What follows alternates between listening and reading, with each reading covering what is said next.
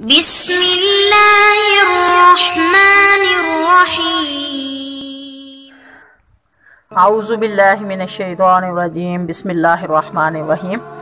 السلام علیکم ویورز، کیسے ہیں آپ سب لوگ؟ امید کرتی ہوں کہ آپ سب خیریت سے ہوں گے۔ اللہ تعالیٰ سے دعا ہے کہ اللہ تعالیٰ ہم سب کو اپنے حفظ و امان میں رکھے اور تمام پریشانیوں سے، دکھوں تکلیفوں سے، مصیبتوں سے نجات دے اور ہمیں ہمارے گھروں میں، ہمارے دلوں میں سکون جو ہے وہ پیدا کرے، آمین ثم آمین۔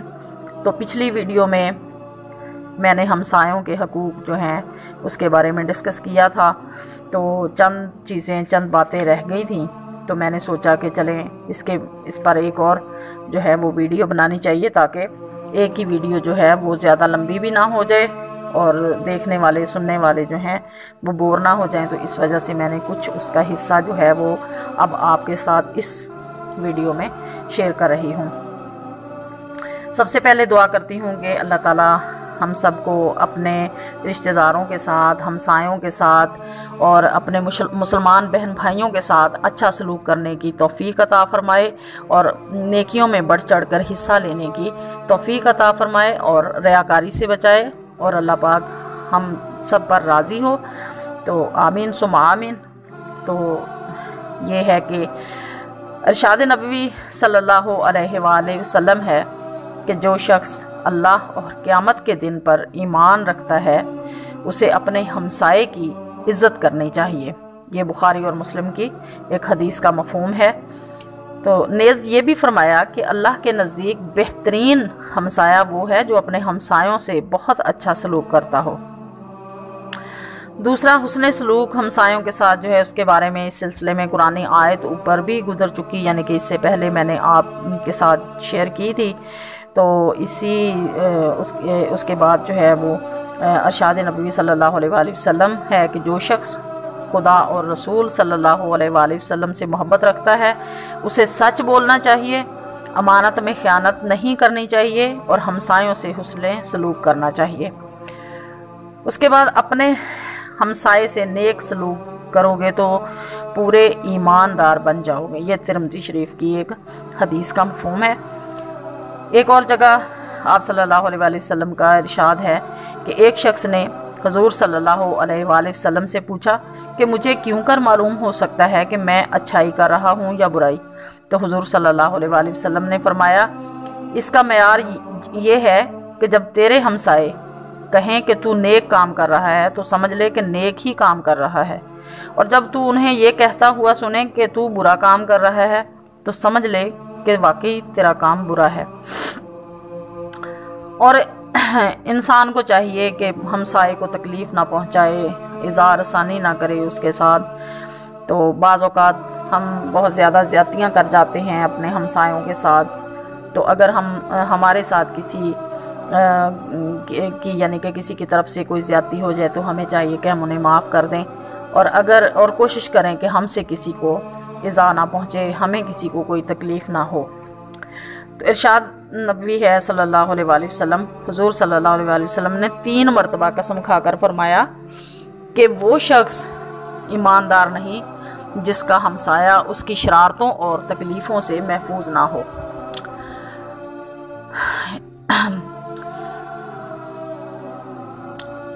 دوسری جگہ ایک اور مرتبہ آپ صلی اللہ علیہ وآلہ وسلم نے فرمایا جس کی شرارتوں سے اس کا ہمسایہ محفوظ نہ ہو وہ جنت میں نہیں جائے گا۔ ایک جگہ اور بیان فرمایا قیامت کے میدان میں سب سے پہلے جن 2 شخصوں کا مقدمہ پیش ہوگا وہ ہمسائے ہوں گے۔ استغفر اللہ۔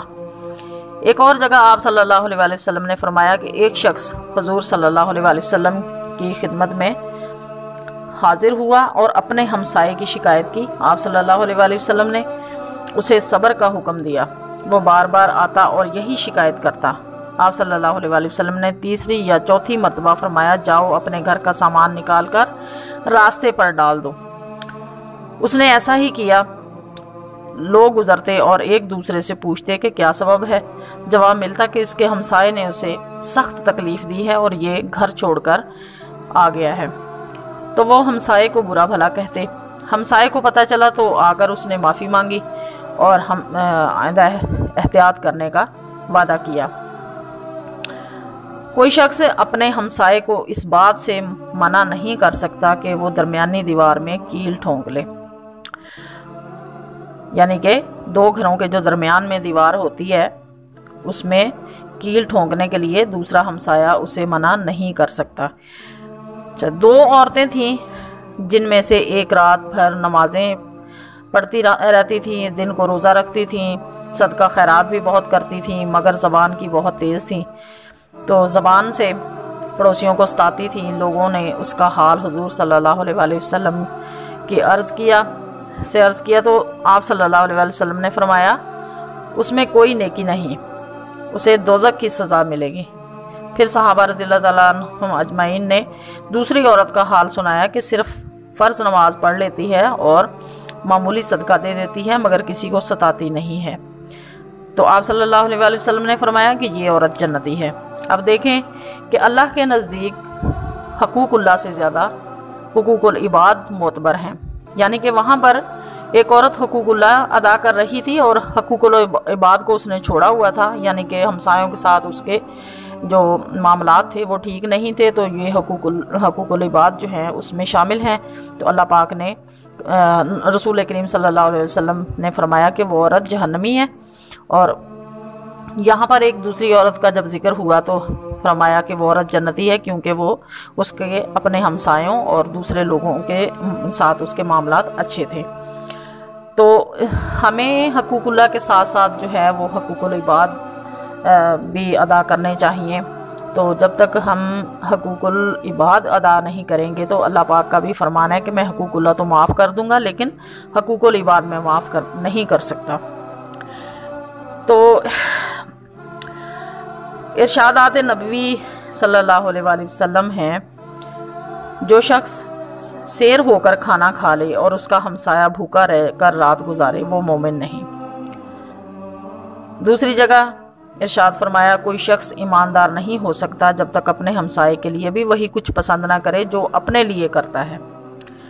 تیسری جگہ آپ صلی اللہ علیہ وآلہ وسلم نے فرمایا کہ ہمسائے کا حق یہ ہے کہ اگر وہ تمہاری اطاعت کا طالب ہے تو اس کا ہاتھ بٹاؤ، اگر تم سے مدد مانگے تو اس کی مدد کرو، اگر تم سے قرض مانگے تو اسے قرض دے دو، اگر وہ محتاج ہو تو اس کا خیال رکھو، اگر بیمار ہو تو تیمارداری کرو، اگر مر جائے تو کفن دفن میں حصہ لو، اگر اسے کچھ بھلائی پہنچے تو مبارکباد دو، اگر وہ مصیبت میں ہو تو اظہار ہمدردی کرو، اپنے مکان کی عمارت اس سے بلند کر کے اس کی ہوا نہ روکو، ہاں اگر وہ اجازت دے دے تو جائز ہے، اسے تکلیف مت پہنچاؤ، اگر کوئی پھل وغیرہ خرید کر لاؤ تو اسے بھی بھیجو، ورنہ پوشیدہ طور پر گھر میں لاؤ اور تمہارے بچے اسے لے کر باہر نہ جائیں تاکہ ہمسائے کے بچے دیکھ کر رنجیدہ نہ ہوں، اور اپنی ہنڈیا میں زیادہ سالن پکا کر کچھ اسے بھی بھیج دیا کرو۔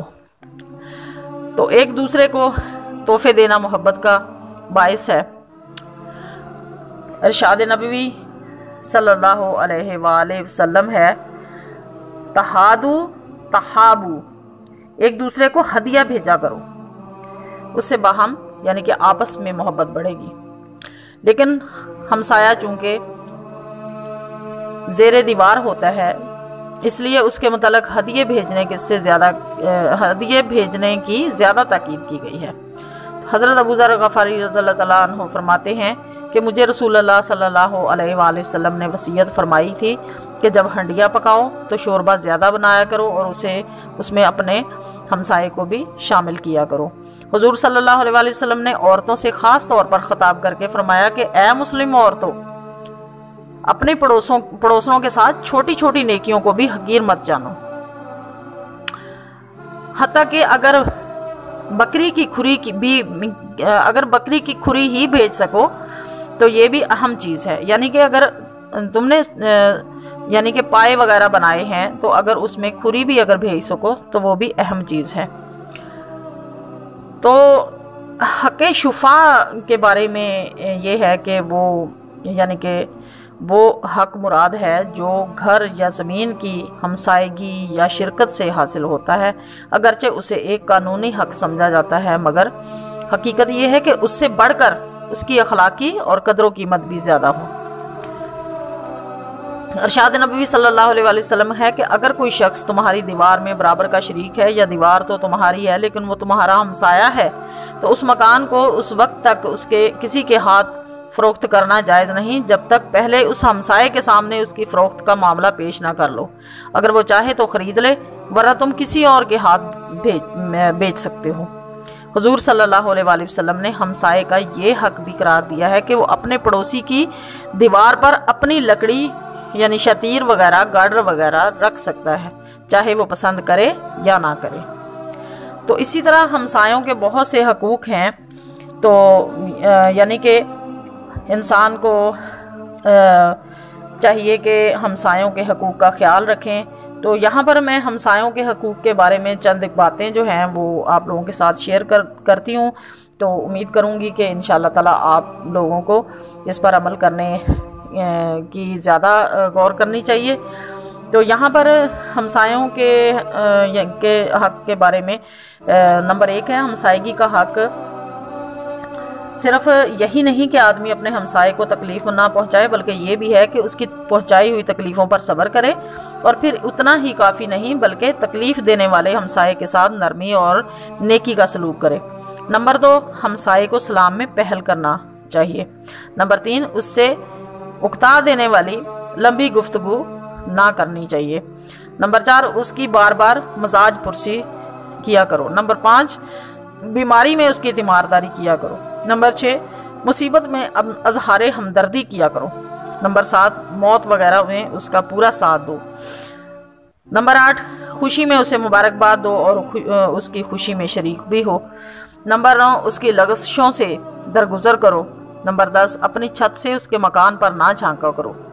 نمبر 11، اس کے مکان کا پرنالہ یعنی کہ جو بارش وغیرہ کا پانی آتا ہے یا اس کے مکان یا صحن کی طرف نہ رکھو۔ نمبر 12، کوڑا کرکٹ اس کے مکان کے سامنے نہ ڈالو۔ نمبر 13، اس کے مکان کا راستہ تنگ نہ کرو۔ نمبر 14، وہ جو کچھ گھر میں لے جا رہا ہے اسے غور سے نہ دیکھو۔ نمبر 15، اس کی کمزوریوں کو چھپانا اور اس کی پردہ پوشی جو ہے وہ کرنا تم پر لازم ہے۔ نمبر 16، بوقت ضرورت اس کا پورا ساتھ دو۔ نمبر 17، اس کی عدم موجودگی میں اس کے گھر کا خیال رکھو۔ نمبر 18، اس کے خلاف کسی کی غیبت اور چغلی نہ سنو۔ نمبر 19، اس کی عزت و حرمت سے نگاہ جھکا لیا کرو۔ نمبر 20، اس کے ملازموں اور نوکرانیوں کی طرف نگاہ نہ اٹھاؤ۔ نمبر 21، اس کے بچوں سے لاڈ پیار کرو۔ نمبر 22، جن دینی یا عام باتوں سے وہ بے خبر ہے ان میں اس کی رہنمائی کرو۔ تو امید کرتی ہوں کہ ویڈیو پسند آئی ہوگی۔ ویڈیو پسند آئی ہے تو لائک کیجئے، شیئر کیجئے، چینل کو سبسکرائب نہیں کیا تو چینل کو سبسکرائب کیجئے، بیل آئیکن کو ضرور پریس کیجئے تاکہ میری ہر نئی آنے والی ویڈیو کا نوٹیفیکیشن آپ کے پاس پہنچتا رہے۔ تو ملتے ہیں ایک نئی ویڈیو کے ساتھ، تب تک کے لیے اجازت دیجئے۔ اللہ حافظ، فی امان اللہ۔